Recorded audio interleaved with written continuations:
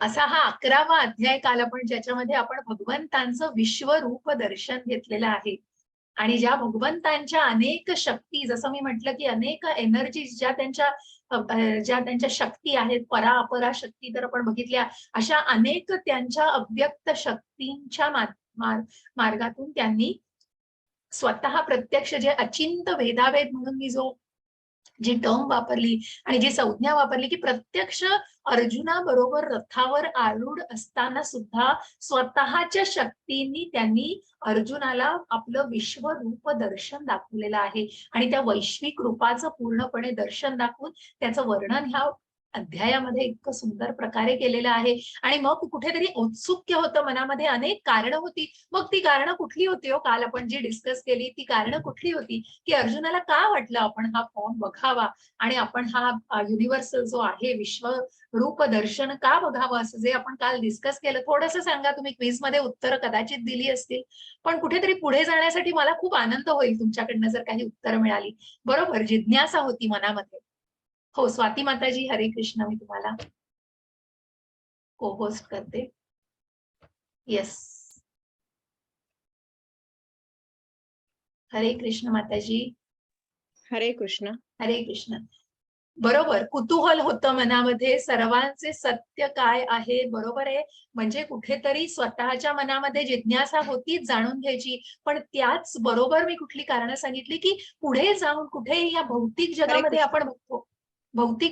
आपण बघतो की जिथे मग स्वतःला कुठेतरी देवत्व आहे आणि स्वतःमध्ये कुठेतरी दैवी शक्ती आहेत आणि मी देव आहे, मग जिथे कुठेतरी आपण अंशाने देवा निमित्त आहे. अर्जुन, अगदी बरोबर विश्वेश्वर प्रभूजी, की तू निमित्त आहेस. आणि म्हणूनच या वर्तमान काळामध्ये जे घडतंय, भूतकाळामध्ये जे घडलेलं आहे आणि भविष्य काळात जे घडणार आहे, त्या सगळ्याचं दर्शन तुला या विश्वरूप दर्शनामध्ये होणार आहे. आणि म्हणून जी कारणं मी विचारली त्यातलं कारण महत्वाचं जे माताजींनी सांगितलं, जिज्ञासा मनामध्ये ज्याच्या कुतूहल होतंच, परंतु कुठेतरी त्याचा आत्मविश्वास दृढ करण्यासाठी भगवंतांनी सांगितलं की तू निमित्त आहेस, जे प्रभूजींनी उत्तर दिलेलं आहे. आणि कुठेतरी त्याचं आत्मबल. हरे कृष्ण. हरे कृष्ण. लोकांसाठी अर्जुनाला अगदी असं बरोबर. पण वाटलं ना, लोकांना कळावं की मला विश्वास आहे. पण येस, हे मी काल येस वाचलं माताजी. माताजी, ऍक्च्युअली मी काल वाचलं ना? नव्हते. हो हो, हा, बरोबर बरोबर. तर लोकांना लोकांचा कळावं. विश्वास बसावा म्हणून. अगदी बरोबर, की कुठेतरी त्यांना कळावं. आणि मग जर तुम्ही देव आहात तर मग दाखवा विश्वरूप दर्शन.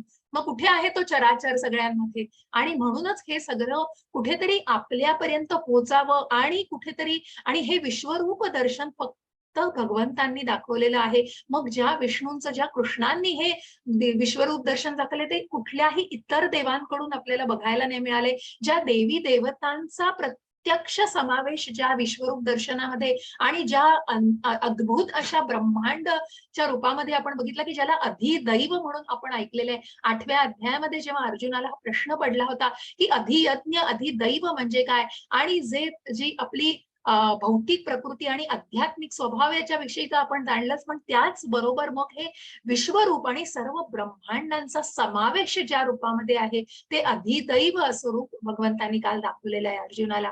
आणि मग कुठेतरी ह्या सगळ्याचा उत्सुक्य होता मनामध्ये, पण भयभीत तितकाच झाला अर्जुन. कारण त्याला झेपलं नाही ते. त्याच्या मनाला निश्चितच कुठेतरी त्याला भयंकर व्यथित झाला तो. ज्याप्रमाणे अर्जुनाला दर्शन मिळालं त्याप्रमाणे आपण अनेक संजयाचे संवाद ऐकले आणि त्या धृतराष्ट्राच्या सुद्धा भावना आणि धृतराष्ट्राच्या चेहऱ्यावरचे जे भाव दाखवत होते ते कुठेतरी भयभीतपणा, पण वेगळ्या अँगलनी आणि वेगळ्या दृष्टिकोनातून तो भयभीतपणा होता. कारण कुठेतरी मनामध्ये सामशकता होती, मनामध्ये खूप अधर्मी आणि अतिशय कपटी आणि द्वेषी वृत्ती होती. आणि म्हणूनच ती भयभीतता त्यांनी होती. पण जिथे अर्जुनासारखा निर्मळ भक्त होता आणि जिथे अर्जुनाच्या मनामध्ये औत्सुक्य होतं, त्यांनी बघितलं पण त्याचं मन गदगदून गेलं. ते बघून त्याला ब्रह्मांड भगवंतांचं सर्व जे ऐश्वर आहे आणि सर्व त्यांचं जे काही महात्म्य आहे ते त्यांनी पूर्णपणे मान्य केलेलं आहे. जे 10व्या अध्यायामध्येही आवर्जून सांगितलं अर्जुनाने की मला हे सगळं मान्य आहे. आणि मग 11व्या अध्यायामध्ये त्यांनी प्रत्यक्ष कबुली दिलेली आहे भगवंतांसमोर की माझ्या मनातला जो भ्रम होता तो पूर्णपणे नाहीसा झालेला आहे. तुझं हे जे वैश्विक रूप बघून आणि पश्चातापाची सुद्धा भावना होती मनामध्ये, कारण कुठेतरी कुठेतरी मी स्वतःला तुझा सवंगडी समजतोय, कुठेतरी सखा समजतोय मी, म्हणून तुझ्यासारखा तुझ्याप्रमाणे मी तुझ्याशी कशाप्रमाणे वागलो आणि मी एक सखा, मग मी कधीतरी तुझा अपमान केला आहे, कधीतरी अपशब्द तोंडातून निघून गेले असतील तर त्या सर्वांसाठी तू मला क्षमा कर, कारण कुठेतरी मला याचं ज्ञान नव्हतं त्यावेळेला. आणि जेव्हा याची कुठेतरी उपरती अनुभूती झालेली आहे, त्या अनुभूतीने अर्जुनाला कुठेतरी ती जाणीव झालेली आहे, कारण कुठेतरी त्या आत्मसाक्षात्काराचा भावनेचा कुठेतरी विजय होतोय आणि कुठेतरी तिथे प्रगत होतीये त्याची भावना. आणि अशा या विश्वरूप दर्शनाला बघून मग जो गदगदून गेला होता त्याने भगवंताला प्रार्थना करून सांगितलं की मला तुझं परमात्मा आणि निर्मोहक असं, मला असं तुझं श्याम सुंदर रूप बघायचंय आणि अतिशय मोहक सुंदर असं हे रूप मला तू दाखव, मगच माझ्या मनाला कुठेतरी धीर येणार आहे, कुठेतरी शांतता मिळणार आहे. आणि म्हणून मग भगवंत कृष्ण प्रत्यक्ष अर्जुनाच्या विनंतीनुसार त्याला सांगतात की मला निश्चित जाणवलेलं आहे की तुझं मन भयाने व्याकुळ झालेलं आहे, म्हणून मी माझा हा विश्वरूप दर्शन इथे संपवतो आहे. आणि मग भगवंत त्याला परमात्मा आणि मग भगवान अशा या मनुष्य रूपामध्ये दर्शन देत आहे, जे अत्यंत मनाला मोहणारं आहे.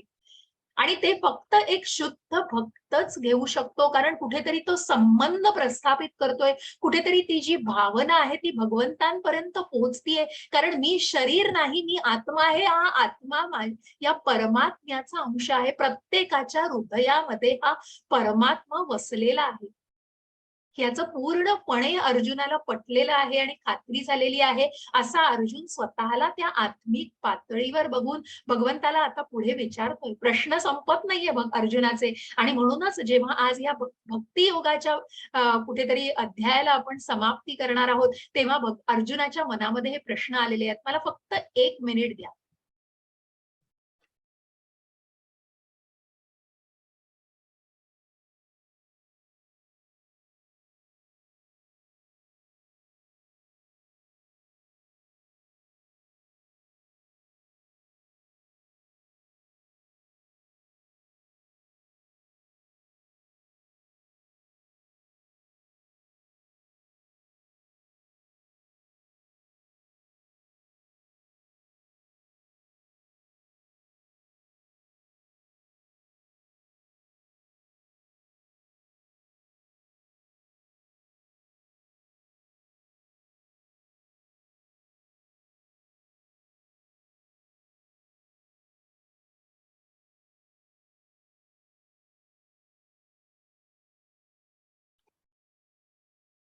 हरे कृष्ण. आज नरसिंह, आपल्याला श्रावणामध्ये आमच्याकडे एक पद्धत आहे, नरसिंहाची पूजा केली जाते आणि त्याला केळारती केली जाते, तर त्याचं दर्शन मी घेऊन आले. माझे सासरे ती पूजा करतात आणि म्हणून मी 1 सेकंद तुमच्याकडे घेऊन मी दर्शन घेऊन आले त्या आरतीचं. नमस्कार करू. तर आजच्या श्रावणामध्ये त्याचं महत्व असतं आणि दर शनिवारी ती पूजा केली जाते, पद्धत आहे म्हणून मी पटकन जाऊन आले. धन्यवाद. हरे कृष्ण. हरे कृष्ण. हरे कृष्ण. क्लासच्या शेवटी आपण त्या नरसिंह दर्शन आम्हालाही घडवावं. हरे कृष्ण. येस प्रभूजी. क्लासच्या शेवटी आपण नरसिंह दर्शन आम्हालाही घडवावं आपल्या. हो, नक्कीच.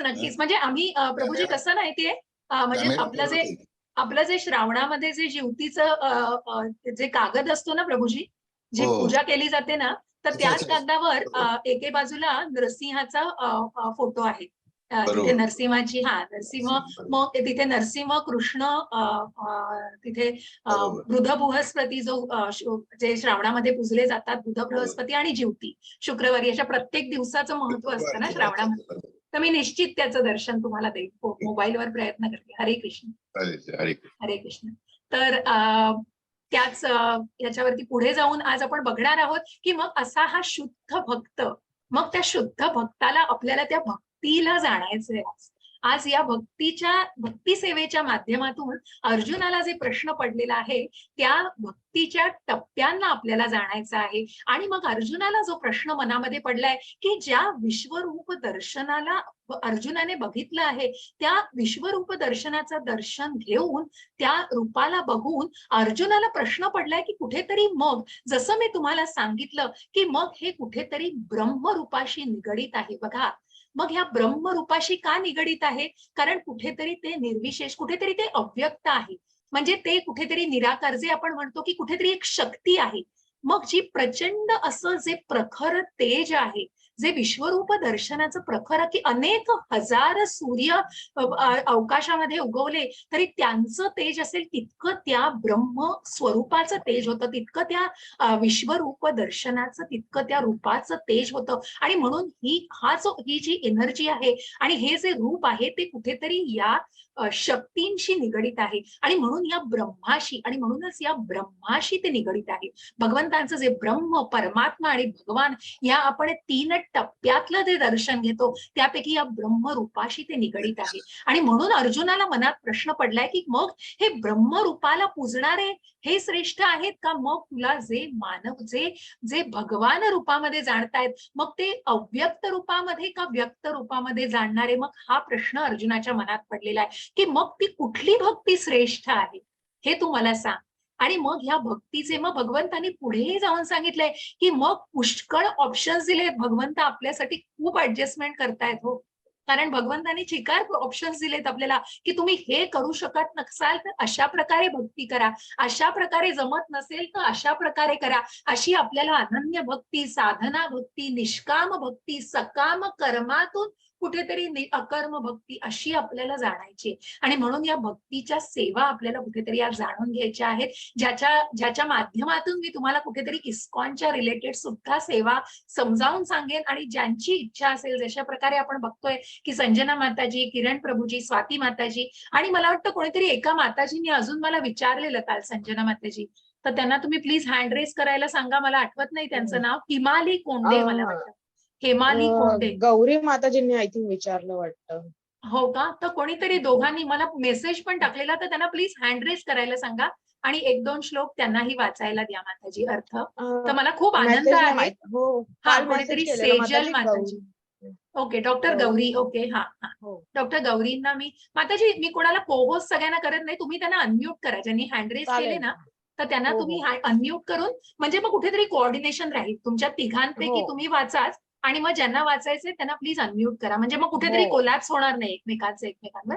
हो ठीक आहे, माताजी, चालेल ओके, चालेल. धन्यवाद ओके, माताजी. हरे हरे कृष्ण, कृष्ण. हरे कृष्ण. असे हे भक्तीचे टप्पे. आणि मग कृष्णाला प्रिय असणारा भक्त, जो भगवंताला भक्त, मग भगवंत सांगतायत की मला प्रिय कोण आहे.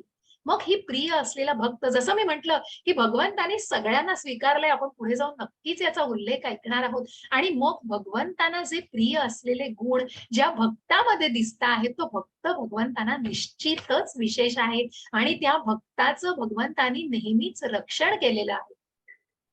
मग अर्जुन विचारतोय पहिल्याच श्लोकामध्ये, अर्जुन उवाच एवं सततयुक्ताये भक्तास्त्वां पर्युपासते ये चाप्यक्षरं व्यक्तं तेषां के योगवित्तमाः. हरे कृष्ण. हरे कृष्ण. अर्जुनाने विचारले, कोणते अधिक परिपूर्ण मानले जाते, जे तुमच्या भक्ती सेवेत योग्यरित्या व्यस्त आहेत किंवा जे अव्यक्त ब्रह्माची पूजा करतात ते अव्यक्त आहेत. हरे कृष्ण. हरे कृष्ण. मग अर्जुनाला जो प्रश्न विचारलाय तो नीट ऐका, समजून घ्या की मग कुठली भक्ती अधिक परिपूर्ण मानली जाते, की पूर्णतः तो भक्त मग भगवंताशी संलग्न आहे, की जे तुमच्या भक्ती सेवेत योग्यरित्या व्यस्त आहेत. मग असे कुठले भक्त आहेत जे अव्यक्त, तुझ्या अव्यक्त रूपाची पूजा करतायत, ज्या ब्रह्म रूपाची पूजा करतायत, का मग ते व्यक्त जे तुझ्या मनुष्य रूपाची पूजा करतायत. याच्यातली श्रेष्ठ भक्ती कुठली आहे त्याचं उत्तर भगवंत मग आता देतायत अर्जुनाला. मग बघा, हे नीट जाणण्याचा प्रयत्न करा. हा प्रश्न अर्जुनाच्या मनामध्ये भक्ती सेवेच्या या शेवटच्या टप्प्यावर आलेला आहे. कारण ज्या अर्जुनाने विश्वरूप दर्शनाला बघितलंय बघा, तो अर्जुनाला का त्यांनी सांगितलं ते रूप, कारण त्याचा भगवंतांवर पूर्ण विश्वास होता, त्यांच्या मनामध्ये कुठलाच संशय नव्हता.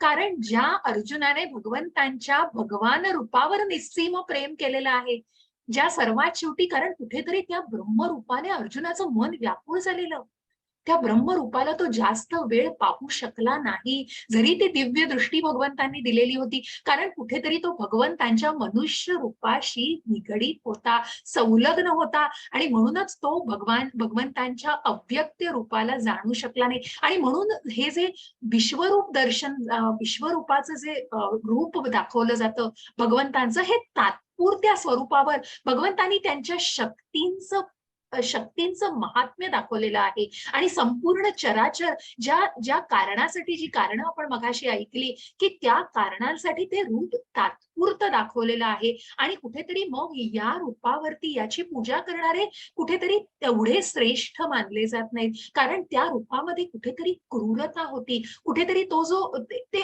रौद्र रूप होतं आणि अतिशय अद्भुत भयानक असं ते रूप होतं. जरी त्याच्यामध्ये सगळा चराचर आणि सगळी ब्रह्मांड, ग्रहलोक, देवी देवतांचा समावेश सगळं दाखवलेलं आहे, तरी कुठेतरी ते रूप ज्या शक्तीशी निगडीत होतं, त्या शक्तीला जाणणारे कुठेतरी तितके श्रेष्ठ नाही, मग ते अव्यक्त रूपात होतं. आणि म्हणून या अर्जुनाला हा प्रश्न पडलेला आहे की अर्जुन हा कधीही अव्यक्त रूपाशी निगडीत झाला नाही, कारण तो भगवंतांच्या प्रेमामध्येच होता. कायम त्या प्रेम भक्ती ज्या टप्प्यांना आपण आजही पुन्हा जाणणार आहोत, की ज्या नवविध भक्तीच्या सेवा आपण बघितल्या, तिथली एक सेवा आपण बघतोय की जिथे भगवंतांचं श्रवणम, कीर्तनम, अर्चनम, वंदनम, स्मरणम, पाद्य पूजनम, साख्यम, दास्यम, आत्मनिवेदनम, त्यापैकी भगवंतांचं हे वंदनम आणि भगवंतांना पूजलं जात आहे.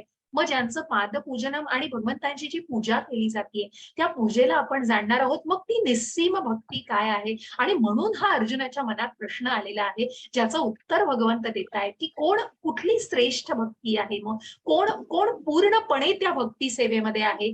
श्री भगवान वाच मय्यावेश मनो ये मां नित्ययुक्ता उपासते श्रद्धया परयोपेतास ते मे सतमामतः. हरे कृष्ण. हरे कृष्ण. धन्य भगवान म्हणाले, ज्याचे मन माझ्या वैयक्तिक स्वरूपावर स्थिर आहे, नेहमी महान आणि दिव्य श्रद्धेनं माझी उपासना करण्यात मग्न आहे, तो मी सर्वात परिपूर्ण मानतो. हरे कृष्ण माताजी. हरे Krishna.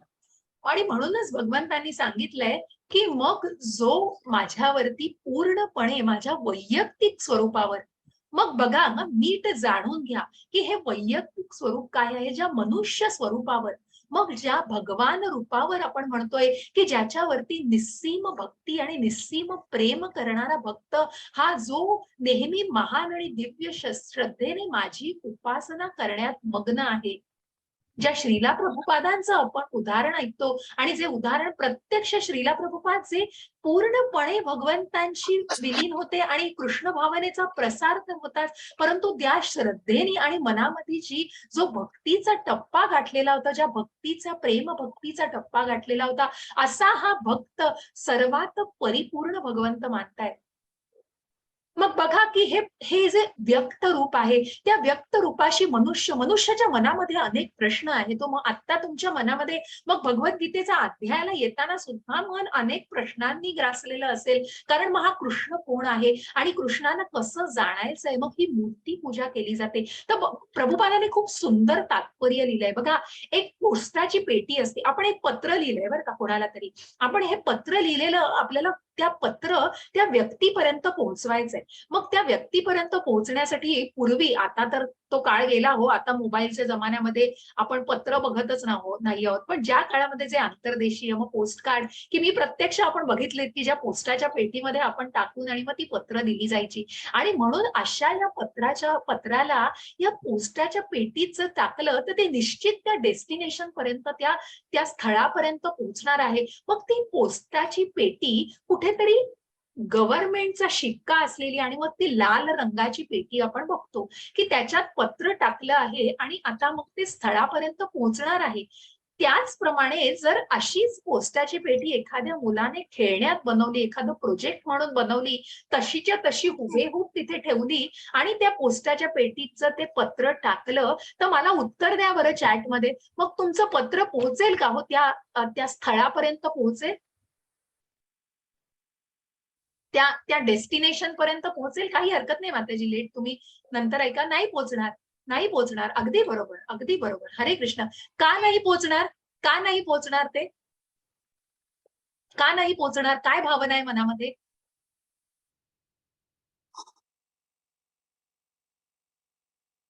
It's not authorise. Perfect माताजी, परफेक्ट वर्ड यू गॉट. कारण त्याला ऑथॉरिटी नाहीये, कारण ती कुठेतरी पूर्णपणे शिक्कामोर्तब नाहीये, आणि कुठेतरी सरकार म्हणजे आपण जे म्हणतो की जे प्रत्यक्ष जे बसवलं गेली आहे, की ज्याला सरकार मान्यता आहे आणि ज्याच्या थ्रू मग ते जाणार आहे, असं हे सरकार मान्य पोस्टाची पेटीच, पण ती खेळण्यातली पेटी नाही असं करू शकत. आणि त्याच तात्पर्याने प्रभुपादांनी सांगितलंय की मग ही मूर्ती पूजा, याला अर्च विग्रह म्हटलं जातं. बघा, अर्च म्हणजे काय? मग हा अर्च फक्त शुद्ध भक्तच जाणू शकतो. जे परवाच्याही अध्यायामध्ये आपण प्रत्येक अध्यायामध्ये ज्या शुद्ध भक्तांच्या भावना बघतो, की मग या पूजेला कसं केलं जातं. मग कुठेतरी ती पूजा मूर्तीमध्ये कशी केली जाते, कारण त्या मूर्तीमध्ये प्रत्यक्ष भगवंत आलेले असतात. आणि जी प्राण प्रतिष्ठा केली जाते, आता हा पुजारी आपल्याला चित्रामध्ये दिसतोय, आणि मग पुजारी ज्या पद्धतीने आणि ज्या निष्ठेने आणि ज्या भावाने ती पूजा, आणि मग कशा प्रकारे ते केलं जातं, तर अनेक अभिषेक केले जातात. मग आपण बघतो की अनेक वेगवेगळ्या नद्यांचं पाणी, ज्या गंगा यमुना या ज्या सर्व पवित्र नद्यांचं पाणी आणून आणि अनेक सुगंधी द्रव्यांनी आणि अनेक पंचामृतांनी वगैरे अभिषेक करून प्राण प्रतिष्ठा मंत्र म्हटले जातात. आणि त्या प्रकारे त्या मूर्तीमध्ये प्राण प्रतिष्ठा, आता गणपती जवळ येत आहेत बघा, गणपतीचं पूजन केलं जातं, ती प्राण प्रतिष्ठा पहिल्या दिवशी केली जाते. आणि हेच जाणून घ्यायचे की कुठेतरी अर्च म्हणजे काय. आणि म्हणूनच हा अर्च विग्रह, ही जी पूजा केली जाते, प्रत्यक्ष भगवंतांना आपण त्या मूर्तीमध्ये बघत असतो. म्हणून परवा सांगताना विभूतींचं दर्शन देताना मी म्हटलं की मग मंदिरामध्ये गेल्यानंतर आपण त्या मूर्तीकडे नुसतं 5 मिनिटं बघितलं का आपल्या घळाघळा डोळ्यातनं पाणी येतं. हो, कारण कुठेतरी आपल्या भावना त्या मूर्तीशी कुठेतरी संलग्न होतात, कुठेतरी जोडल्या जातात, आणि आपण प्रत्यक्ष बोलतो त्या मूर्तीशी, कारण त्याच्यामध्ये प्राण प्रतिष्ठा असते, प्रत्यक्ष भगवंतांचं रूप असतं, आणि हे भगवानांचं रूप. आणि ह्यालाच कुठेतरी हे जेव्हा ही प्राण प्रतिष्ठित मूर्ती असते, तेव्हाच निश्चित त्याचं पूजन केलं जातं. आणि तीच मग कुठेतरी तुम्हाला त्या प्रकारे त्या भगवान रूपाला तुम्ही जाणू शकतात. आणि म्हणूनच भगवंत म्हणतात, या व्यक्त रूपाला जाणणारा हा केवळ एक शुद्ध भक्तच असू शकतो. कारण त्या भावना माझ्यावर पूर्णपणे केंद्रित असतात, आणि त्या वैयक्तिक स्वरूपावर ते मन स्थिर केलेलं असतं. बुद्धी आणि मन हे स्थिर, कारण कुठेतरी मनामध्ये श्रद्धा असते. हो, जसं मी म्हटलं की मग कुठेतरी तो श्रद्धा, तो साधू संग, भजन क्रिया, अनर्थ निवृत्ती, अनासक्ती, आणि मग कुठेतरी आसक्ती, अनासक्ती म्हटल्यापेक्षा ज्या आसक्ती, कृष्ण भावनेची आसक्ती, आणि मग रुची जी नामस्मरणाने केली जाते, आणि मग ज्या रुची आणि भावातून प्रेम भक्तीमध्ये ते रूपांतर होतं त्याचं. असे हे भक्तीचे टप्पे मग भगवंत म्हणतात की जे या भगवान रूपाला, मग अनेक जण आहेत, मग याच्यामधला फरक जाणा की काय या व्यक्त आणि अव्यक्त रूपाला, की ह्या व्यक्त रूपाला मी समजावून सांगण्याचं तात्पर्य इतकं की प्रभुपादांनी हे तात्पर्य सांगितलंय की कुठेतरी व्यक्त स्वरूपाशी तुम्ही कसे निगडीत होऊ शकतात, की जेव्हा तुम्ही त्या भगवान स्वरूपाला कुठेतरी तुम्ही शरीर नाही आत्मा आहोत, आत्मसाक्षात्कारी भावनेमध्ये जेव्हा एखादी व्यक्ती जगते, तेव्हा निश्चितच कुठेतरी त्या भगवान रूपाशी ती निगडीत होऊ शकते. प्रत्यक्ष प्रभुपादांनी तात्पर्यामध्ये सांगितले, मग खूप कठीण आहे. हो, आपल्या या भौतिक जगामध्ये आपण असं नुसतं म्हणणं सोपं आहे की शरीर नाही आत्मा आहोत, परंतु ते ऍक्सेप्ट करणं, मग जसं मी म्हटलं की बरेच जे भक्त म्हणण्यापेक्षा ज्या व्यक्ती आहेत, ज्या भगवंतांच्या अव्यक्त स्वरूपाला मानतायत, कारण त्यांचं मन अजूनही तयार नाहीये भगवंतांना मानायला, अस्तित्वाला मानायला तयार नाही, ते कुठेतरी भगवंतांना शक्ती मानतायत, आणि म्हणूनच त्यांच्या ब्रह्मरूपाशी निगडीत आहेत. आणि मग पुढे जाऊन आपल्याला श्लोकामध्ये त्याचा उल्लेख बघायचा आहे अजून काय.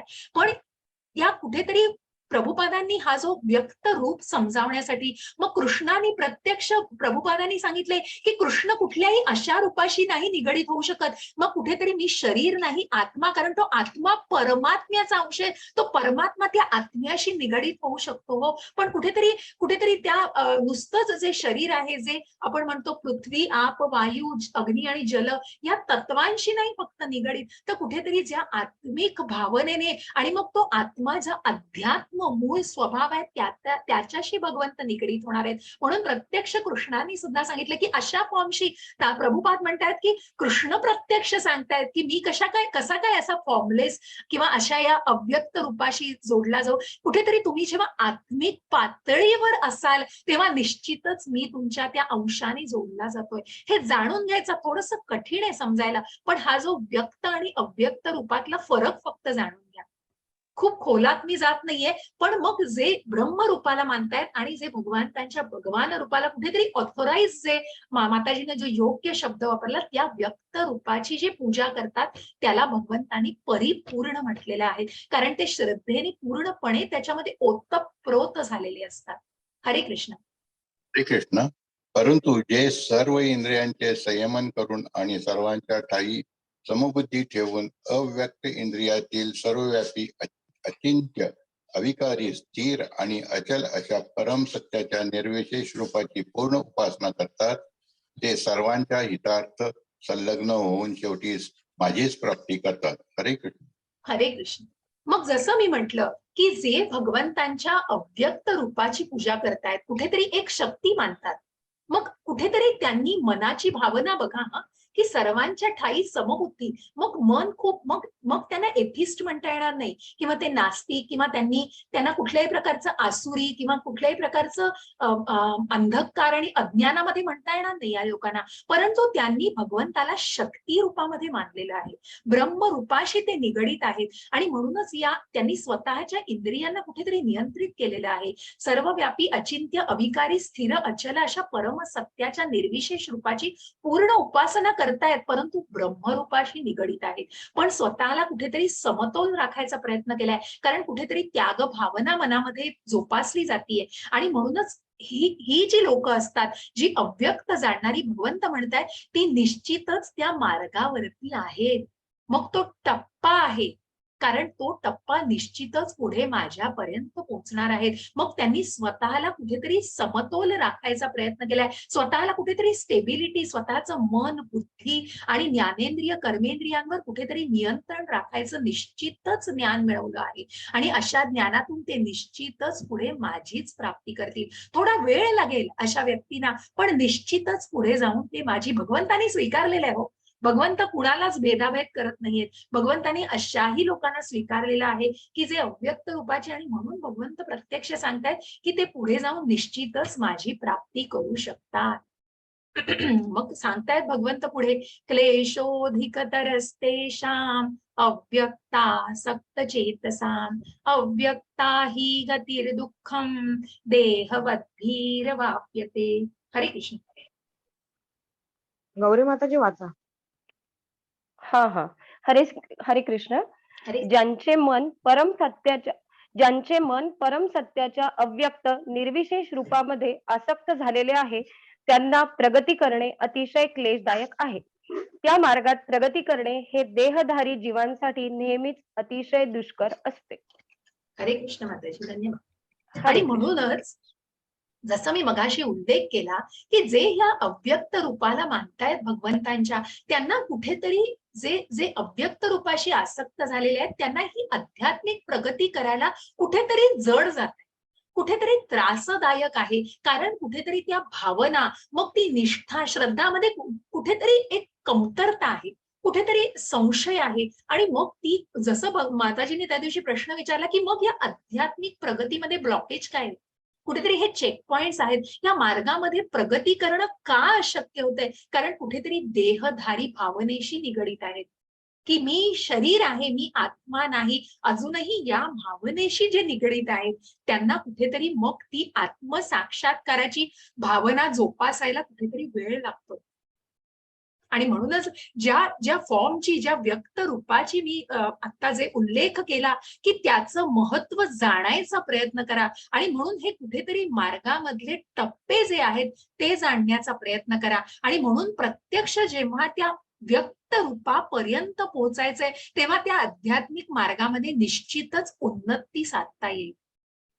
आणि म्हणून मी शरीर नाही आत्मा आहोत, जेव्हा या संज्ञेला खूप कठीण आहे, हो खूप कठीण आहे. भौतिक जगामध्ये आपण शरीराशी इतके निगडीत करणे, शरीराचे सगळे लाड पुरवतोय आपण. जो नश्वर देह आहे, परंतु त्या आत्म्याला त्या ज्ञान देतोय का आपण काही? त्या आत्म्याला काही आध्यात्मिक स्वरूप देतोय का? त्या आत्म्याकडे बघतोय की नाही आपण? की जो प्रत्यक्ष चेतना आहे, भगवंतांची चेतना आहे, भगवंतांपासून आलेला अंशातून त्यांच्या परमात्म्याचा जो अंश आहे त्याच्याकडे आपलं लक्षच नाहीये. आपण फक्त आपल्या शरीराशी बांधलेले गेलेले आहोत, कारण आपण या भौतिक जगामध्ये मायेच्या मायेने गुरफटले गेले आहोत. माझ्या शरीराला मला हे करायचंय आज, मग मला हे जायचंय, म्हणून मला इतके कपडे आणायचे आहेत, मला इकडे जायचंय, तिकडे कबूल आहे, सगळ्या गोष्टी करायच्या आहेत, परंतु कुठेतरी जी भावना आहे ना, ती भावना बदलायचा प्रयत्न करायचा आहे. आणि म्हणून त्या परमात्म्याला जेव्हा जाणलं जाईल तेव्हाच निश्चित त्या आत्म्याला आध्यात्मिक स्वरूपावर आणलं जाईल. आणि म्हणून मग मी शरीर नाही आत्मा आहे ही कुठेतरी जाण यायला सुरुवात होईल. हे खूप कठीण आहे. मग ते क्लेशदायक पद्धतच कुठेतरी बदलायची आहे. म्हणून भगवंत म्हणतायत ते थोडंसं त्रासदायक असलं, आणि कारण त्या देहधारी भावनेशी ते निगडीत आहे कुठेतरी. ये तु सर्वाणि कर्माणि मयि सन्न्यस्य पत्परः अनन्येनैव योगेन मां ध्यायन्त उपासते तेषामहं समुद्धर्ता मृत्यु संसार सागरात् भवामि न चिरात् पार्थ मय्यावेशित चेतसा. हरे कृष्ण. हरे कृष्ण. परंतु जे माझे पूजन वाचू का? वाचा वाचा माताजी. हरे कृष्ण. परंतु जे माझे पूजन करतात, जे आपली सर्व कर्मे मला अर्पण करतात आणि अनन्य भावाने भक्ती करीत माझी उपासना करतात, माझ्या ठाई मन स्थिर करून भक्तीमध्ये संलग्न होतात व माझेच ध्यान करीत असतात, त्यांचा हे पार्था मी जन्म मृत्यू रूपी संसार सागरातून त्वरित उद्धार करतो. हरे कृष्ण. हरे कृष्ण. आणि म्हणूनच मग भगवंत सांगतायत की ज्या भक्तांनी, जो भक्त भगवंतांना विशेष आहे, की ज्याने जे माझं पूजन करतायत, मग ज्या व्यक्त भावाचं, ज्या व्यक्त रूपाचं जे पूजन करतायत, ज्यांनी सर्व कर्म मला भगवंताला अर्पण केले, ज्या अर्जुनाला भगवंतांनी सांगितलं तू युद्ध कर, ते मला अर्पण कर, जे तू कर्म करतोयस ते मला अर्पण कर. आणि मग त्या अनन्य भक्तीने, म्हणजे काय अनन्य भक्ती म्हणजे मन आणि बुद्धी पूर्णपणे भगवंतांच्या स्थायी स्थिर कर. कारण कुठेतरी त्या परमात्म्याला जाणलेला आहे. आणि असा जो जीवात्मा आहे, असा जो महात्मा आहे, त्यांनी भगवंतांचं ध्यान केलंय, ज्या टप्प्यामध्ये त्यांनी प्रगती साधलेली आहे, हे पार्था त्याला मी निश्चितच, हे चित्र आपण आधीही उल्लेखलंय, कारण कुठेतरी या महासागरामध्ये मग तो भौतिक जीव जो देहरूपी भावनेशी निगडीत आहे, तो कुठेतरी अजूनही गट्टांगळ्या खातोय, कारण त्यांनी त्या परमात्म्याला जाणण्याचा प्रयत्नच केलेला नाहीये. खूप सुंदर असं पुढेही चित्र आपण बघणार आहोत कठोपनिषदामध्ये, की मग आत्मा आपल्याच याच्यामध्ये गुरफटलेला आहे. कुठेतरी तो आत्मा आहे हीच संज्ञा, हीच भावना अजून जोपासलेली नाहीये, आणि त्यालाच कुठेतरी आत्मसाक्षात्कारी भावना म्हणून त्या आत्म्याचा साक्षात्कार अशी भावना ज्या भक्तांनी स्वीकारलेली आहे, अशा भक्ताला भगवंत नेहमीच या जन्म मृत्यू, मग निश्चितच या जन्म मृत्यू जरा व्याधी असा हा जे दुःखालयम आहे, असं हे जे अशाश्वत असं दुःखालयम आहे, त्या संसार सागरातून भगवंत निश्चितच त्याचा उद्धार करू शकतील, ज्यांनी या भावनेला जाणलेलं आहे. आणि मग आता आपल्याला भक्तीच्या या मार्गांवरती बघायचं आहे, मग ह्या भक्तीच्या टप्प्यांवरती, की मग ही अनन्य भक्ती हो. भगवंत म्हणतायत ही अनन्य, की जिथे मन आणि बुद्धी भगवंतांच्या स्थायी स्थिर केलेलं आहे. कारण इतकी स्थिरता मिळवण्यासाठी कुठेतरी ते टप्पे आवश्यक आहेत, हे नक्की जाणं. आणि मग त्या टप्प्यांवर कसं जायचंय बघा. या भक्ती सेवेचे पण टप्पे भगवंतांनी दिलेत, आणि म्हणून भगवंतांनी अनेक ऑप्शन्स दिलेले आहेत. मग एखादी उदाहरण सांगायचं झालं तर, तुम्ही जेव्हा कार चालवताय म्हणण्यापेक्षा कार चालवायला जेव्हा शिकता, तेव्हा तो ट्रेनर बाजूला बसलेला असतो. तो ट्रेनर अचानक उठून गेला आणि तुम्हाला हायवेवर सोडून दिलं तर काय होईल हो तुमचं? तुम्ही चालवण्याच्या स्टेजमध्ये आहात, अजून तुम्ही शिकण्याच्या स्टेजमध्ये आहात. तुम्ही चालवू शकाल गाडी? तुम्ही चालवू शकाल गाडी हायवेवर? सांगा मला. नाही, नाही चालवू शकणार. का चालवू नाही शकणार? का नाही चालवू शकणार?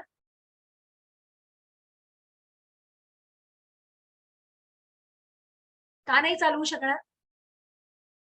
भीती वाटणार. का ती भीती? चलबिचल अवस्था. फुल्ली ट्रेन नाही, नक्कीच. आणि म्हणूनच हे जे ट्रेनिंग आहे, मनाला दिली जाणारी ट्रेनिंग, म्हणजेच कुठेतरी या भक्ती सेवेचा मार्ग जर पूर्णपणे जाणला नाही, जसं तो ट्रेनर जेव्हा आपल्याला सांगतो की मग तुम्ही मधला सेंटर मिरर बघा, साईडचे मिरर ऍडजस्ट करा, मग तुम्हाला एका कॉर्नरला बघायचंय, ज्या ट्रेनिंगचे जे मग ऍक्सिलेटर काय आहे, ब्रेक काय आहे, क्लच काय आहे, या सगळ्या गोष्टी जेव्हा तुम्ही जाणता, पूर्णपणे ते ट्रेनिंग घेता, तेव्हा त्या टप्प्याची पूर्णपणे माहिती घेऊन तुम्ही परिपूर्ण ते ज्ञान करता, तेव्हा तुम्ही निश्चित कार उत्तम प्रकारे चालवू शकाल. मग तुम्हाला अगदी कुठल्याही हायवेवर सोडलं तरी तुम्ही निश्चितच स्वतःला पूर्णपणे व्यवस्थित सेफली आपण ड्रायव्हिंग करू शकतो. आणि म्हणूनच या सेवेला जाणायचं, आणि या सेवेला सुद्धा मग एकदम अनन्य भक्तीमध्ये जाऊ नाही शकत कोणी.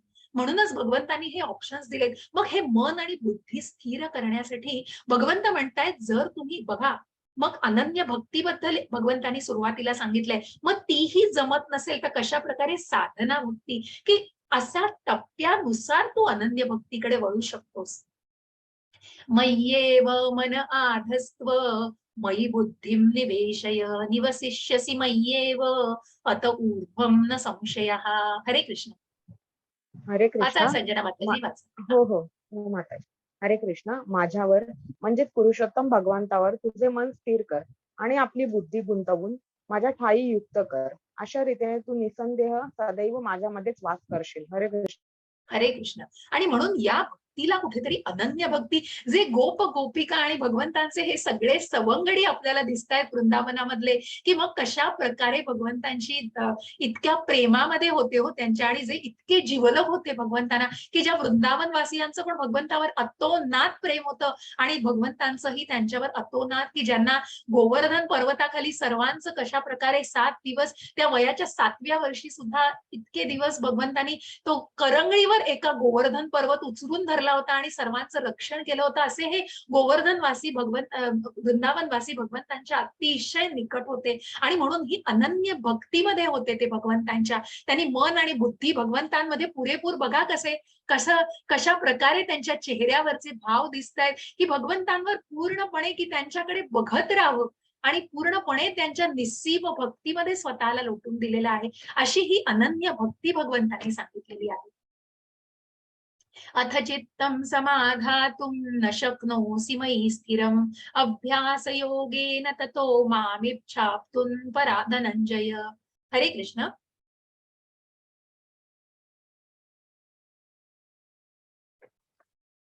हरे कृष्ण. हरे कृष्ण. हरे कृष्ण माताजी, मी वाच. हा.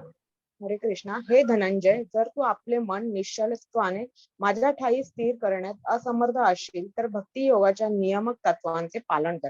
अशा रीतीने मला प्राप्त करण्याची इच्छा तू उत्पन्न कर व तुम्हाला पूर्ण सिद्धी प्राप्त होईल. हरे कृष्ण. हरे कृष्ण. आणि म्हणून मग जर तुला ही अनन्य भक्ती जमत नसेल, तू जर आपलं, जसं मी म्हटलं की ड्रायव्हिंग मध्ये मग ते शिकताना जे टप्पे जाणून घ्यायचे, ज्ञान जाणून घ्यायचे, कारण त्या भक्ती योगाविषयी जाणायचे, त्या सेवेविषयी जाणून घ्यायचे, आणि म्हणून तुला जर मन आणि बुद्धी स्थिर करणं, मग त्या अनन्य शुद्ध भक्तामध्ये, त्या शुद्ध भक्तीला कोण, आपण जसं बघितलं की अनेक जण हा प्रवास करतात, ज्या मॅरेथॉन मध्ये आपण बघितलं, पण तो एक शुद्ध भक्त शेवटच्या टप्प्यापर्यंत जातोय, की ज्याने स्वतःला त्या भावनेमध्ये इतकं रुजू केलेलं आहे, इतकं दृढ केलेलं आहे, की तो दृढ निश्चय कुठेतरी, ज्या स्थिताधीर मुनींचं आपण उदाहरण ऐकलं प्रल्हाद महाराजांचं, त्याच प्रकारे मग त्या निस्सीम भगवंतांच्या भक्तीमध्ये तो असतो.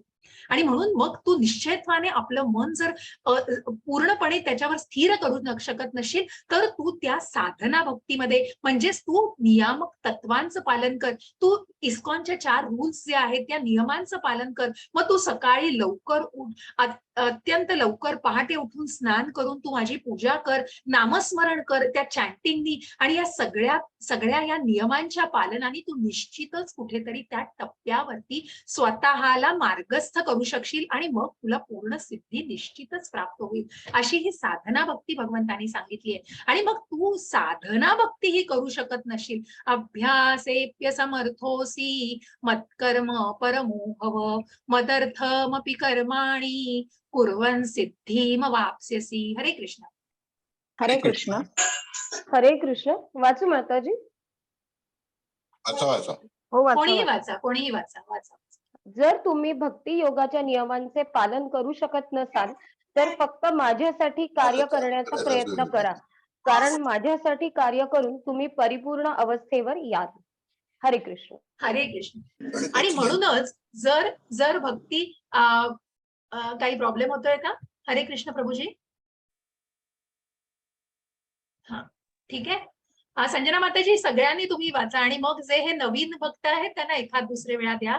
किरण प्रभूजी, स्वाती माताजी, तुम्ही टर्न बाय टर्न जसे वाचताय तसे वाचा आणि चालेल. नवीन भक्तांना मध्ये मध्ये नक्कीच द्या. तुमच्या माताजी, याच्यानुसार हो माताजी. हरे कृष्ण. हो माताजी. हरे मला खूप आनंद आहे, सर्वजण तुम्ही सेवेत आहात. आज आपण भक्ती सेवेमध्येच आहोत आणि खूप आनंद आहे कृष्णाच्या या सेवेमध्ये तुम्ही सर्वजण आहात. आपल्याला अत्यंत आनंदी आणि असं खूप छान वाटतं या कृष्ण सेवेला करतानाच आणि हे जाणताना खूप खूप आनंद होतो. जर तुम्ही भक्ती योगाच्या नियमांचं, मग या नियमांचं पालन करू शकत नसाल तर फक्त माझ्यासाठी मग ते निष्काम कर्म करा.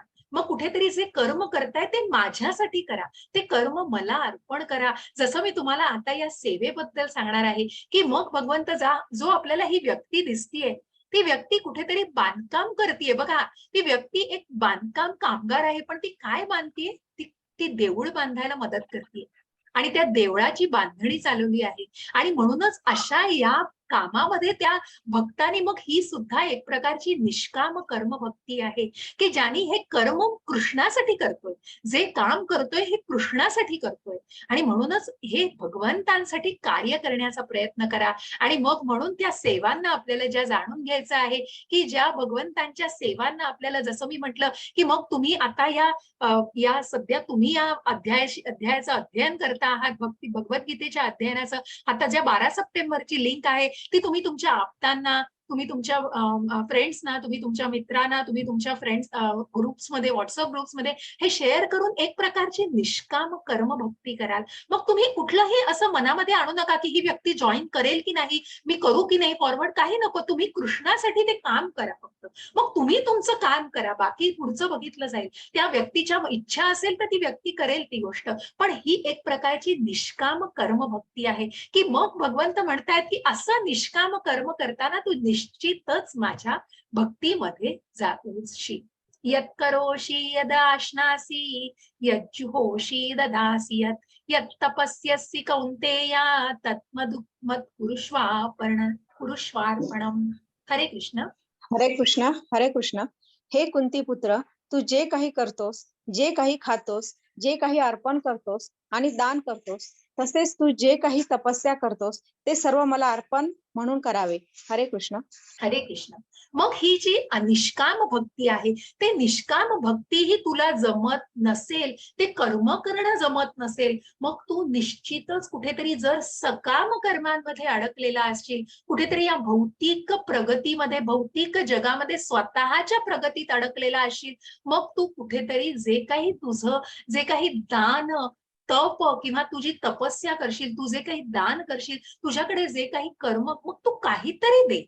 मग तू तुझा ज्या सकाम कर्मात की भगवंतांशी निगडीत व्हायची तुझी जर इच्छा असेल आणि त्या मार्गावरती मार्गस्थ व्हायचं असेल तर भगवंत म्हणताय तुझा वेळ, तू जे काही अर्थ असेल, तुझ्याकडे जे अर्थार्जन करण्याची जर शक्य असेल तर निश्चितच तुझा वेळ, पैसा या कुठल्याही गोष्टींच्या माध्यमामार्फत तू निश्चित माझ्यापर्यंत पोहोचू शकतोस. मग जे काही अर्पण करायचंय, ज्या फोडच्या मालकांना आपण बघितलं, जे फोडचे मालक की ज्यांनी मग अनेक इस्कॉन बांधणीमध्ये स्वतःला जे अर्थार्जन, त्यांचं जे काही त्यांनी डोनेशन्स केले, आणि म्हणून ही इथे कुठेतरी तुम्हाला उल्लेखण्यासाठी ही डोनेशन लिंक दिलेली आहे की ज्याचा संबंध कुठेतरी या सेवेशी आहे. मग कुठलंही फोर्स नाहीये तुमच्यावर, बंधन नाहीये, सक्ती नाहीये. तुम्ही हे ज्ञान घेताय त्याच्यात कुठलाच फरक पडणार नाहीये, परंतु तुमच्या स्वेच्छेने मग तुम्ही भगवंतांना तुमचा वेळ, तुमच्याकडे जे काही आहे त्याच्यातलं जे तुम्ही थोडं काही भगवंतांपर्यंत पोहोचवू शकत असाल, जी काही सेवा देऊ शकत असाल त्या माध्यमातून, मग तुम्ही ते दान करू शकता. तुम्ही त्या प्रकारचं अन्नदान करू शकता. मग धर्मदायक दान, तुम्ही त्या देवालयाच्या बांधणीसाठी काही डोनेशन्स करू शकता. आणि म्हणून ही डोनेशनची लिंक मी तुमच्याशी नक्की शेअर करीन.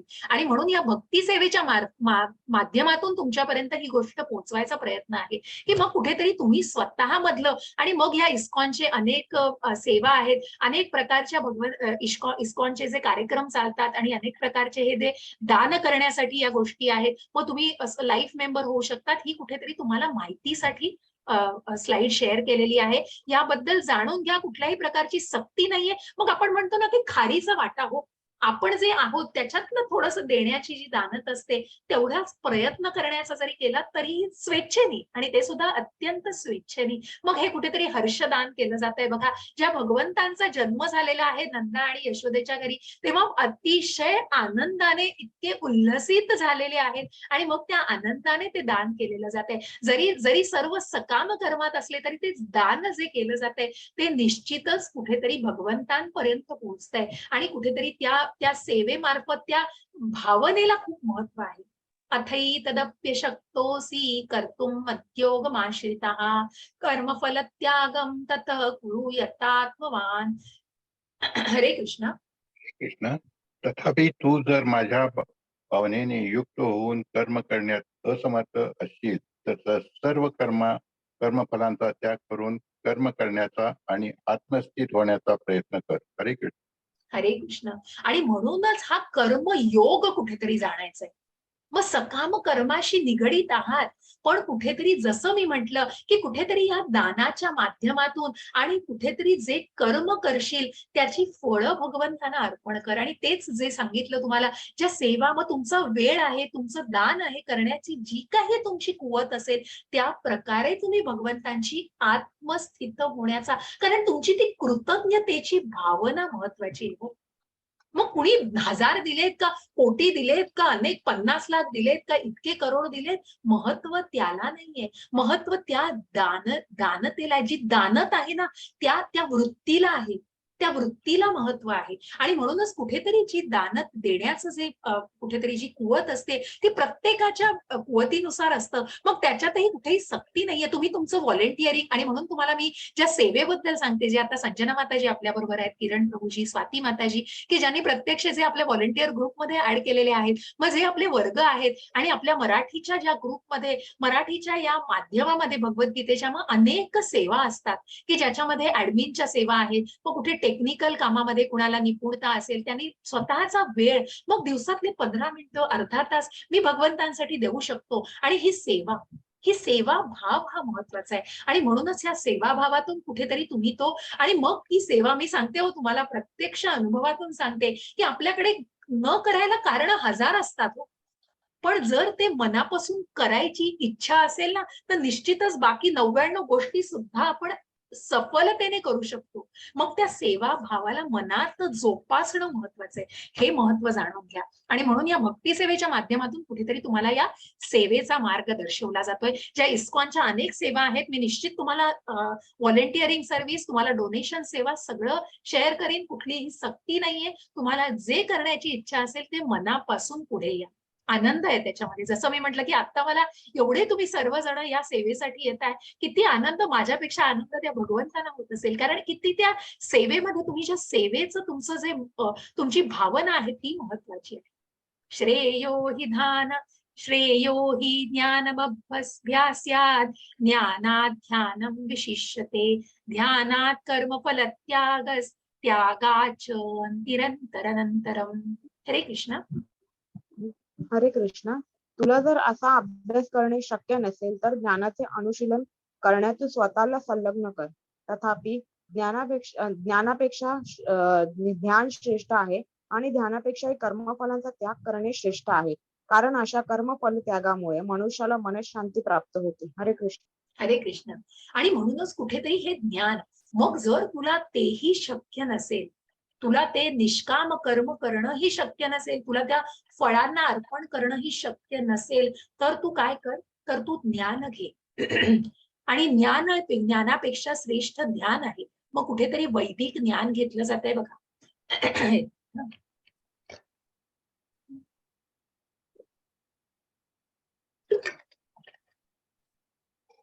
कुठेतरी वेदांचा अभ्यास करून तू ज्ञान घे. आणि ज्ञानापेक्षा श्रेष्ठ असं हे ध्यान आहे. आणि ध्यानही नसेल आणि याच्यातूनच पुढे तू अकर्माकडे वळणार आहेस. कारण कुठेतरी तू कर्मफलाचा त्याग करायला मनाला तयार कर. आणि या ध्यानापेक्षा सुद्धा श्रेष्ठ या कर्मफळाचा त्याग करणं आहे. आणि म्हणूनच बघा, ही जी एक सुंदर कथा आहे की जी ही फळवाली असते, तिथून गोपाळ कृष्ण बालकृष्ण त्यांच्याकडून घेऊन जातात आणि ती म्हणते मला थोडंसं धान्य हवंय. आणि भगवंत धान्य घेऊन येत असताना त्यांच्याकडून सगळं ते एवढूशा हातातनं सांडलं जातं हो. परंतु ती ती जी फळवाली असते ती कुठल्याही प्रकारचं मनात आणत नाही. सगळी फळं त्यांना देत असते आणि फक्त जे काही उरतं ते 2-3 दाणे तिच्या त्या टोपलीत पडतात. परंतु ते अक्षरशः त्याचे हिरे माणकं होतात. मग ते फळ सुद्धा म्हणूनच तिने कुठल्याही मनामध्ये पूर्णपणे भगवंतांना सगळं समर्पित करून टाकलेलं होतं. त्या फळांचं, मग ही फळं म्हणजे प्रत्यक्ष दाखवली आहे तिथे, पण कुठेतरी त्या फळांचा आपण त्याग करतो तेव्हा आपल्याला ज्याच्यातनं ती मनःशांती मिळत असते त्याची तुलनाच करू शकत नाही आपण. आणि त्या तुलनेमध्ये ती मनःशांती कैक पटीने, कारण त्या भगवंतांसाठी आपण ती फळं अर्पण केलेली असतात. आणि म्हणूनच ध्यानापेक्षा कर्मफलाचा त्याग करणं हे निश्चितच कुठेतरी खूप श्रेष्ठ आहे आणि ते मनुष्याला कुठेतरी मनःशांती देत असतं. हरे कृष्ण. हरे कृष्ण. जो जीवांचा द्वेष करीत नाही आणि सर्व जीवांचा सुहृदय मित्र आहे, जो मिथ्य अहंकारापासून मुक्त आहे आणि स्वतःला स्वामी समजत नाही, जो सुखदुःखामध्ये समभाव राखतो, जो क्षमाशील, सदैव तृप्त, आत्मसंयमी आहे आणि आपले मन व बुद्धी माझ्यावर स्थिर करून जो दृढनिश्चयाने भक्तीमध्ये संलग्न झालेला आहे, तो मला अत्यंत प्रिय आहे. हरे कृष्ण. हरे कृष्ण. बघा, ज्या सुदाम्याने lord Krishna washing the feet of friend Sudama, आणि मग ज्या सुदाम्याने स्वतःला इतक्या निस्सीम प्रेमामध्ये, मग त्याला कुठलीही अपेक्षा नव्हती, बायकोनी पाठवलं होतं ते पोहे घेऊन की तुम्ही काहीतरी तुमच्या मित्राकडे मागा, परंतु सुदाम्याने काहीही मागितलं नव्हतं. काहीही न मागताही त्याची पोटली भरली गेली होती सगळी.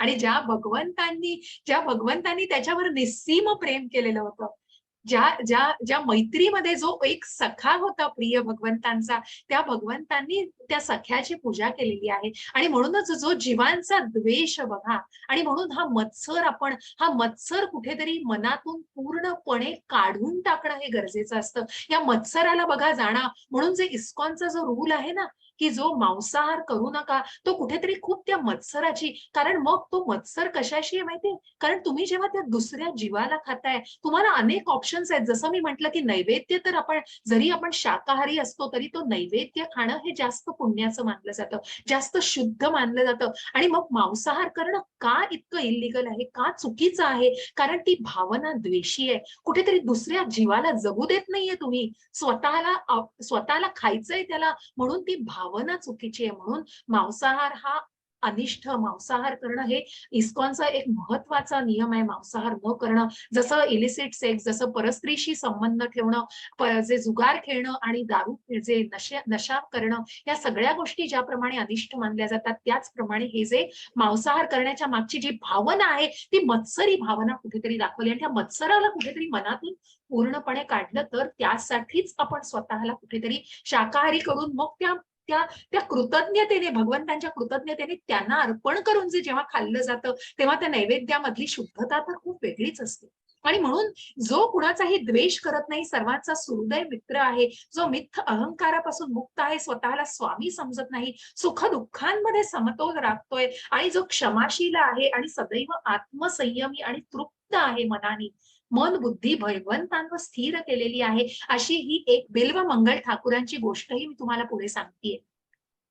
आणि कशा प्रकारे त्यांनी स्वतःला नंतर नियंत्रित केलं होतं, परंतु त्यांचा भूतकाळ कुठेतरी वेगळा होता. जरी काही मिथ्य अहंकारामध्ये होते तरी त्यांनी स्वतःला कशा प्रकारे भगवत भक्तीमध्ये आणि या अनन्य भक्तीमध्ये स्वतःला ध्यानस्थ केलं, ही गोष्ट मी निश्चितच सांगणार आहे तुम्हाला.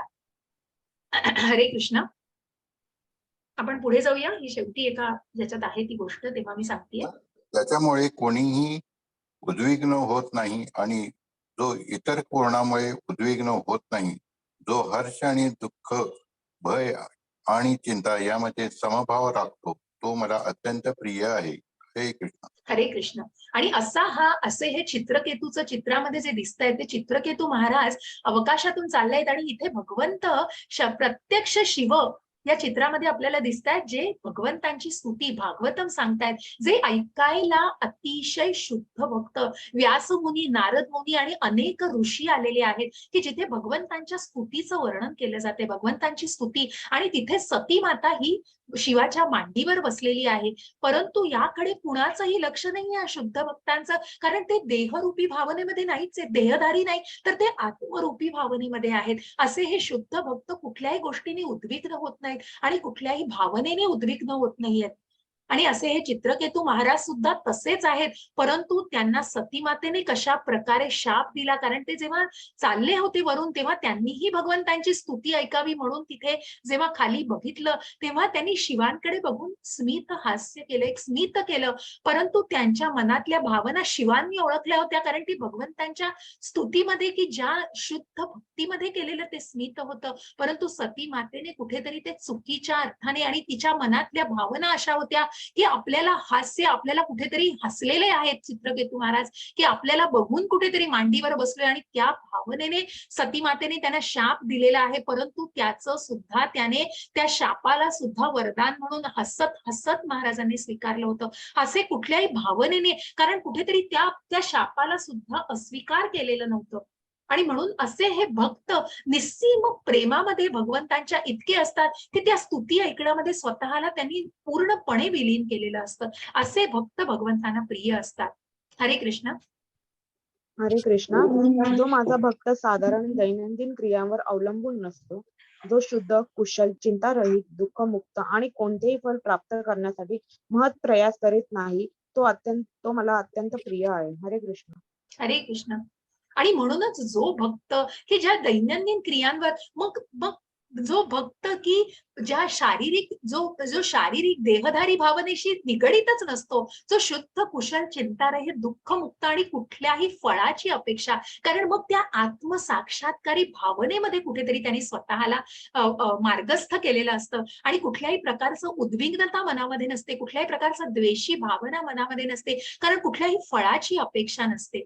असे हे गोस्वामी, ज्यांच्याबद्दल मी तुम्हाला सांगितलं, सनातन गोस्वामी आहेत, की ज्या सनातन गोस्वामींना, की जे प्रेसिडेंट कुठल्या उच्च पदाला होते सनातन गोस्वामी, परंतु त्यांनी त्याचा त्याग केलेला आहे. मिनिस्टर वगैरे होते, परंतु त्या गोष्टीचा त्यांनी त्याग करून स्वतःला या आध्यात्मिक मार्गावरती उन्नत करण्यासाठी आणलेलं होतं. असे कुठेतरी गोस्वामींची पदवी कशा प्रकारे त्यांना मिळाली, कारण त्यांनी स्वतःच्या इंद्रियांवर नियंत्रण मिळवलेलं, स्वामित्व मिळवलेलं होतं. ते कुठल्याही देहधारी भावनेशी निगडीत नव्हते. अशा अनेक भक्तांच्या कथा आहेत ज्या चैतन्य महाप्रभूंच्या काळामधील कथा आहेत. अशा प्रकारे श्रीवास ठाकूर यांची पण एक कथा आहे, की हे जे श्रीवास ठाकूर असतात हे इतके शुद्ध भक्तीमध्ये असतात की त्यांच्या घरी चैतन्य महाप्रभू रोज कीर्तनाला येत असतात.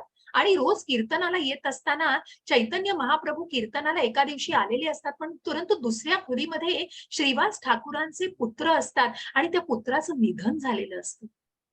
आणि दुसऱ्या रूम मध्ये त्या शवाला ठेवलेलं असतं त्यांच्या मुलाच्या, आणि त्यांची पत्नी अक्षरशः रडत असते त्या मुलाचं निधन झालंय म्हणून. श्रीवास ठाकूर त्या खोलीमध्ये येतात आणि आपल्या बायकोला सांगतात की तू का रडतीयस? प्रत्येक जीवाला कधी ना कधीतरी जायचंच आहे, काही अशुभ घडलेलं नाहीये. दुसऱ्या खोलीमध्ये चैतन्य महाप्रभू कीर्तन करतायत, त्यांच्या कीर्तनात तू जर अडथळा आणलास तर तुला याच्याबरोबर अजून एक मृतदेह दिसेल, आणि तो तुझ्या नवऱ्याचा असेल, तो माझा असेल, मी मृत असेल इथे, कारण तू कुठल्याही प्रकारचा अडथळा आणू नकोस त्यांच्या कीर्तनामध्ये. आणि इतकी ही भावना त्यांची मनामध्ये, आणि तिथून उठून ते पुन्हा चैतन्य महाप्रभूंच्या खोलीत जातात जिथे कीर्तन चालू असतं. चैतन्य महाप्रभू कीर्तन करत असतात, ते श्रीवास ठाकूरांना विचारतात सगळं ठीक आहे ना?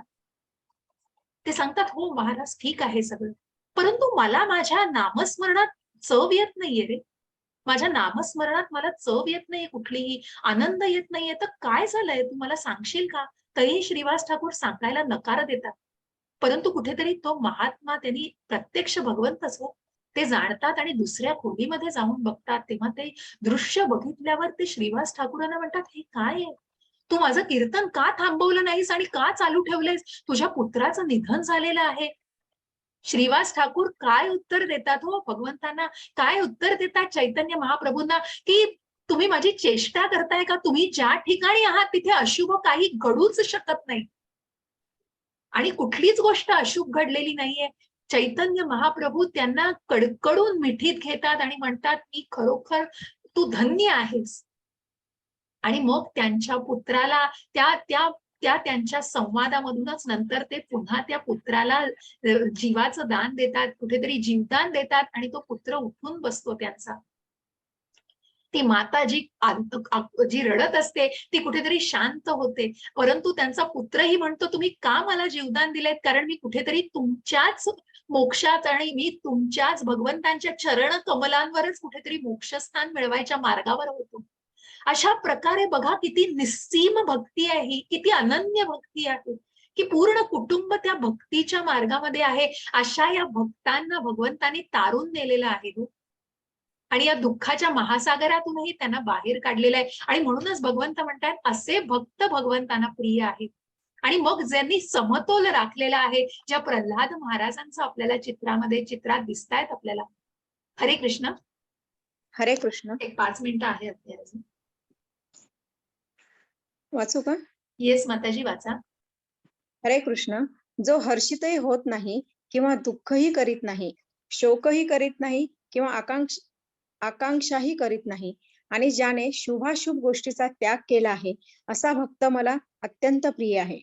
हरे कृष्ण. हरे कृष्ण. हरे असे कृष्ण. प्रल्हाद महाराज की जे इतके स्टेबल आहेत, कुठेतरी स्थिताधीर मुनी, की ज्यांना रोजच्या रोज हिरण्यकश्यपू जो राक्षसी वृत्तीचा, आसुरी वृत्तीचा त्यांना रोजच्या रोज मरणाच्या यातनांमधून घालत होता, ज्या मरणाला ते रोज तोंड देत होते, त्याच्यातनं ते पूर्णपणे संरक्षित स्वरूपात बाहेर येत होते, कारण दृढ श्रद्धेमध्ये होते, इतक्या स्थिताधीर भावनेमध्ये होते की ते कुठल्याही प्रकारचं दुःख आणि सुख या पलीकडे होते आणि त्यांनी समतोल राखलेला होता.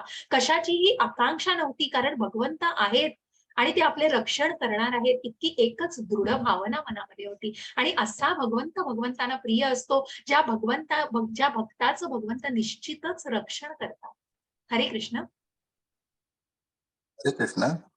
जो मनुष्य शत्रू आणि मित्र यांच्या ठिकाणी समान असतो, जो मानापमान, शीत उष्ण, सुख दुःख, स्तुती निंदा यामध्ये समभाव राखतो, जो कुसंगापासून नेहमी मुक्त असतो, सदैव शांत आणि जे काही मिळेल त्यात संतुष्ट असतो, जो घरादाराची काळजी करीत नाही, ज्ञानामध्ये स्थित आहे आणि भक्तीमध्ये संलग्न झालेला आहे, तो मला अत्यंत प्रिय आहे. हरे कृष्ण. हरे कृष्ण. जो आत्मसाक्षात्कारी भावनेमध्ये आहे, चित्रात दिसतायत ते परीक्षित महाराज आहेत आणि दुर्वास मुनी, की मग इतका तो या दोन्ही कथा मी तुम्हाला सांगणार आहे, कारण याचा उल्लेख पुढच्याही अध्यायात आहे. म्हणून मी कथा आजच्या याला, बऱ्याच कथा आहेत अध्यायाला, तर काही कथा मी डिवाइड करून तुम्हाला सांगणार आहे. कुठेतरी फक्त जाणण्याचा प्रयत्न करा की त्या भक्तांनी, मग दुर्वास मुनींनी त्यांना शाप दिला होता कुठेतरी मनात मत्सरी भावनेने, परंतु त्या शापाला सुद्धा त्यांनी स्वीकारायचा प्रयत्न केला होता. कुठेतरी स्वतःला इतकं समतोल, ज्या प्रल्हाद महाराजांचं आपण उदाहरण बघितलं, अशीच या स्थिताधीर मुनींची ही उदाहरणं आहेत. कुठेतरी मान अपमान, शीत उष्ण या सर्व भावनांना समतोल राखलेला आहे, ज्ञानामध्ये इतकं परिपूर्ण झालेले आहेत आणि त्या आत्मसाक्षात्कारी भावनेमध्ये स्वतःला इतकं परिपूर्ण केलंय की कुठल्याही संकटांना तोंड द्यायला लागलं तरी त्याची तमा बाळगलेली नाहीये. असे हे निस्सीम भक्त, अनन्य भक्त भगवंतांना अत्यंत प्रिय असतात. हरे कृष्ण.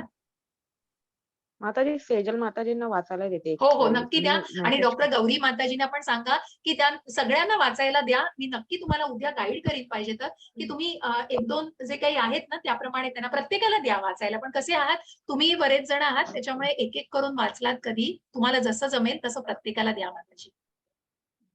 हो माताजी, चालेल. हो हरे कृष्ण. चालेल. सेजल माताजींना द्या. हरे कृष्ण. हरे कृष्ण सेजल. माताजी. हरे कृष्ण.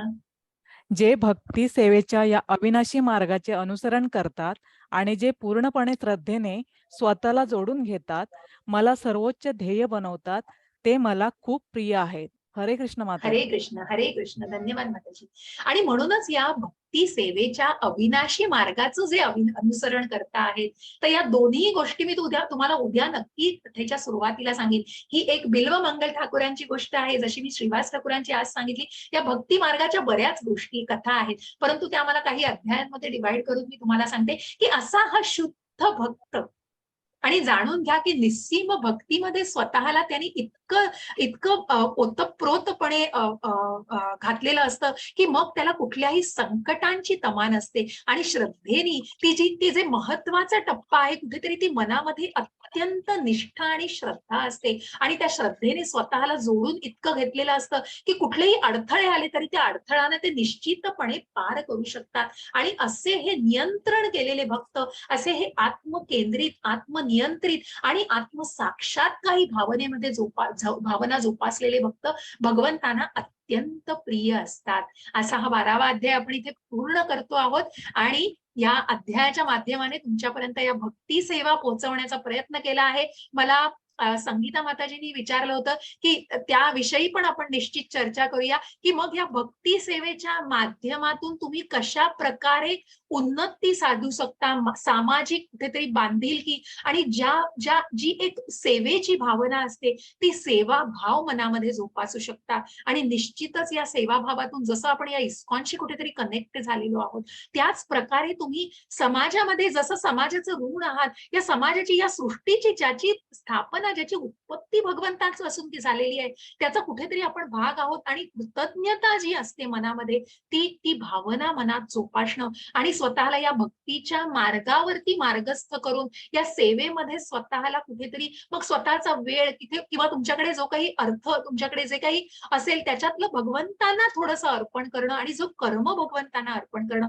या सर्व प्रगतिशील टप्प्यांच्या माध्यमातून आपल्याला हे साधायचंय. इति द्वादशोध्याय समाप्तः. आणि तुमचे प्रश्न मी घेऊ शकते. मला फक्त 1-2 मिनिटं द्या, माझं एक काम संपवते आणि मी तुमचे प्रश्न काही जे असतील ते घेते निश्चितच. अशा या डोनेशन्सच्या आणि काही सेवेच्या लिंक्स आहेत, या आधीच्या काही लिंक्स आहेत, मी त्याला अपडेट करेन आणि तुमच्यापर्यंत निश्चित शेअर करेन. मला 1 मिनिट द्या.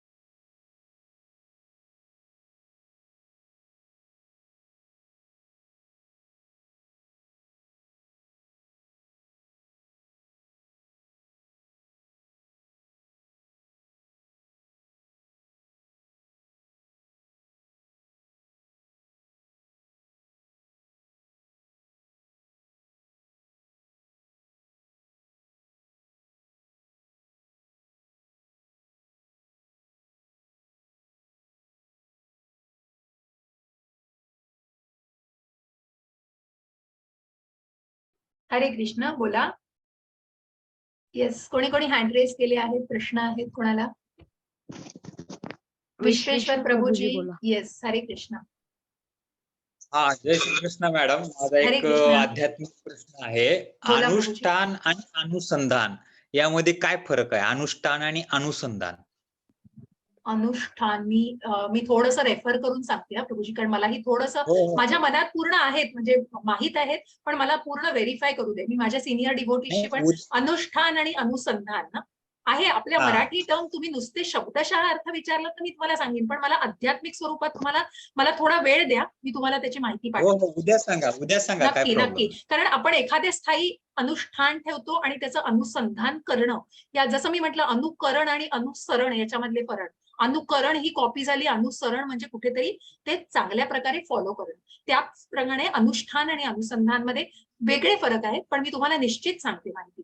मी व्हेरीफाय करून तुम्हाला पाठवते उद्यापर्यंत. ठीक आहे? हो, थँक्यू. हरे कृष्ण. माताजी रेकॉर्डिंग स्टॉप. हो, येस. धन्यवाद माताजी.